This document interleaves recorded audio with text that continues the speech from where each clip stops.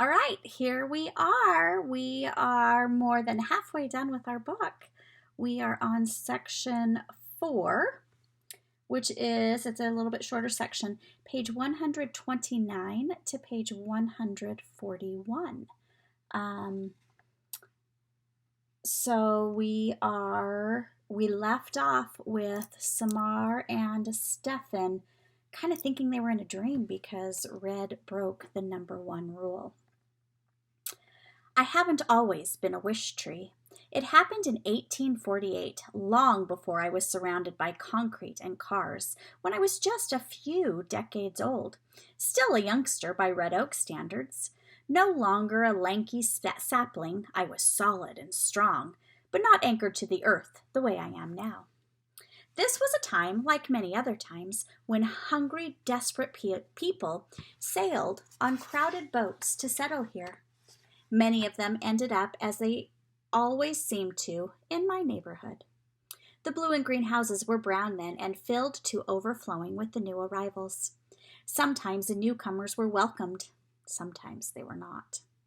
But still they came, hoping and wishing, as people always do. One of our new residents was a young Irish girl named Maeve. She'd voyaged across the Atlantic with her 19-year-old brother, who died of dysentery during the trip. Their mother had passed away shortly after Maeve was born, their father when the children were 9 and 12. Maeve was solid and plain, but when she smiled, it was like sunshine peeking through clouds. She had a deep laugh, and her hair was as brilliantly red as my finest autumn attire. 16, alone and penniless, Maeve shared a tiny room with 5 other immigrants. She worked night and day, cleaning and cooking and doing whatever she could to stay alive. Maeve soon discovered she was gifted at caring for the sick. She had no special knowledge, no secret remedies, but she was kind and patient, and she knew how to soothe a fevered brow with a cool cloth as well as anyone. What she didn't know, she was willing to learn. As time passed, word grew of Maeve's abilities. People brought her their sick piglets and their lame horses, their coughing children and fretful babies. Always she explained that she wasn't sure she could help, but since people in the neighborhood were too poor to go to a doctor, they turned to Maeve. And since people believed she could help them get better, Maeve tried to live up to their hopes. When she succeeded, and even when she didn't, patients and their families would leave small tokens for her. A whittled figurine of a bird, a hairpin, half a loaf of bread. Once someone even left a leather-covered journal with a tiny silver key that opened its lock. When Maeve was out tending to someone who was sick, people took to leaving their thank yous in my lowest hollow. It was still a fresh wound, just a couple of seasons mended. But because it faced the house where Maeve roomed and not the street, it was a safe place to leave a token of gratitude. That's when I realized that hollows can be a good thing for people, just not birds and animals. Little did I know just how good. The years passed, and Maeve became as connected to the neighborhood as I was, even as newcomers from other lands added their music and food and language to our little part of the world. No matter where people were from, Maeve cared for them as best she could. I grew tougher, my older limbs less pliable, my shadow longer. More trees and shrubs joined me, but there was plenty of sun for all of us, and we never wanted for water. I'd hosted many families by then, mice and chipmunks in particular. My youngest confidant was a young gray squirrel named Squibbles. All squirrels' names begin with the letters S-Q-U. Squibbles was especially fond of Maeve, who often fed the little squirrel her table scraps. Privately, Squibbles and I worried about Maeve. Along the way, Maeve had seen a suitor or two, but nothing much came of those flirtations. She had friends aplenty and work to do from dawn till dusk. Still, she seemed lonely. Sometimes Maeve would sit on the porch steps watching happy families stroll past, and her eyes would well up with tears. At night, she'd gaze out an open upstairs window, and her sighs would float to us on the breeze, melancholy as the call of a mourning dove. Often Maeve would sit at the base of my trunk and write in her journal. Now and then she'd read passages aloud. She spoke about the Irish countryside fading into fog. She spoke about her family she'd lost. She spoke about her secret hopes and fears and longings. She had love to give, and no one to give it to. Maeve adored early mornings when the world was bathed in the mist and the sun was still a promise. She would lean against my trunk and close her eyes and hum a tune from her childhood.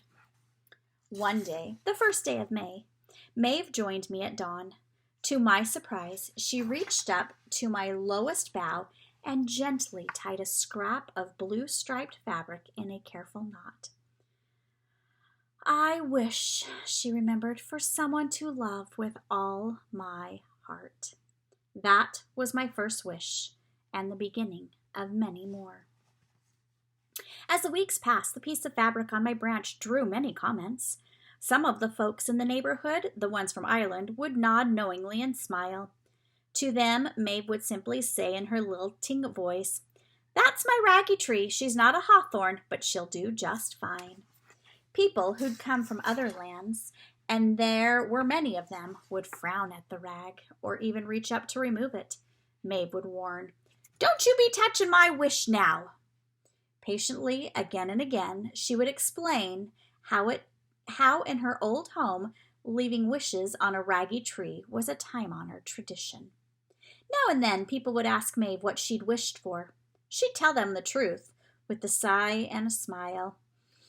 "Nothing much, just someone to love with all my heart. Nothing much at all." Sometimes people would laugh. Sometimes they would roll their eyes. "A wish on a rag won't bring you love, dearie," they would say. But usually people gave Maeve a kind smile, a squeeze on the arm, and a knowing nod. And then they too would ask if they could add a wish of their own. Another year passed. As May neared, I found myself hosting more scraps of fabric than budding leaves. Squibbles tried to steal a few fabric scraps to line his dray, the nest made of leaves and twigs high in one of my forked branches. I explained he'd have to stick with moss and pine needles until the 1st of May. Wishes, according to May, could not be touched until after May Day. Then the ones that weren't carried off in the wind or dragged to the ground by the rain could be removed by people or by enterprising squirrels. I suspect she made up that rule for my benefit so I could grow unfettered without the weight of wet rags dragging me down. Just before dawn on the 1st of May, a young woman approached me. She had dark wavy hair and wore a tattered gray coat. In her arms was wrapped a bundle. "Psst," Squibbles whispered to me. "Here comes another wish, Red." But Squibbles was wrong. There was no wish. Swiftly, but with great care, the girl placed her bundle in my hollow. A thank you for Maeve, I realized. A loaf of bread, perhaps. The girl had probably been one of her patients. She was gone as quickly as she had come. Like a hummingbird, I thought. There, then not there. Like a gust of wind. That is the end of section 4. What was left in Red's Hollow? Was it meant for Maeve? Was it a thank you? What was there? Make some predictions. Until next time.